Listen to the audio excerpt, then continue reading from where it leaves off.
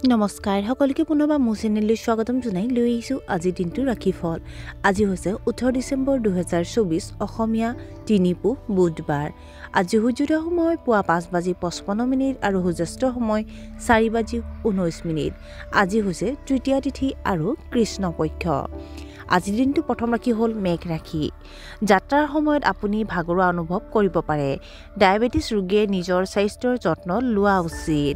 Real ইষ্টেটৰ সৈতে জড়িতসকলে যিকোনো চুক্তি কৰাৰ আগতে ভালদৰে তদন্ত কৰিব লাগে।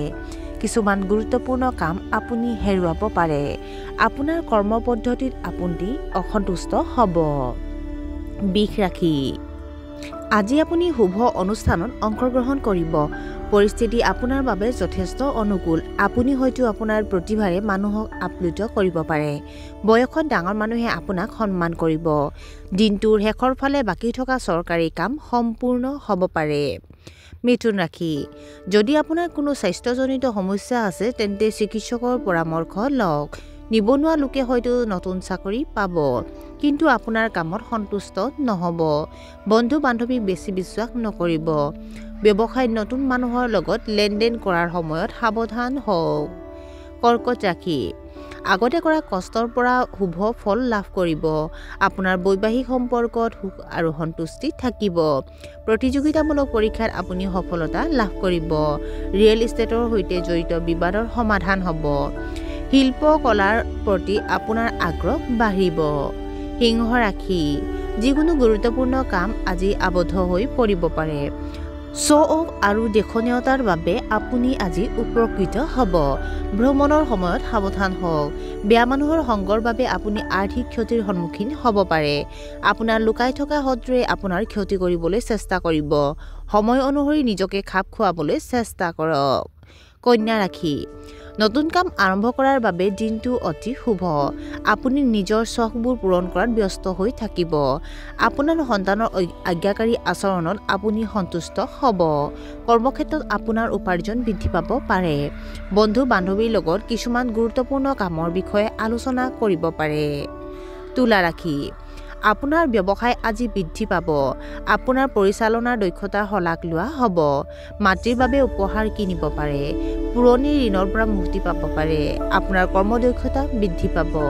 আপুনি বাকী থকা কামসমূহ পুনৰাৰম্ভ কৰিব পাৰে। বৃশ্চিক ৰাশি। আজি আপুনি আৱেগিকভাৱে অলপ দুৰ্বল হৈ পৰিব পাৰে। কৰ্মৰত পেছাদাৰীসকলে নতুন চাকৰিৰ বাবে সাক্ষাৎকাৰ দিব পাৰে। আপোনাৰ পৰিয়ালৰ সদস্যৰ যত্ন লওক। আপোনাৰ কামত বিৰক্তি অনুভৱ কৰিব পাৰে। আজি কাৰো ওপৰত বেছি নিৰ্ভৰ নকৰিব। ধনু ৰাশি। ব্যৱসায়ত আপোনাৰ অপ্ৰয়োজনীয় আৰ্থিক খৰচ হ'ব পাৰে।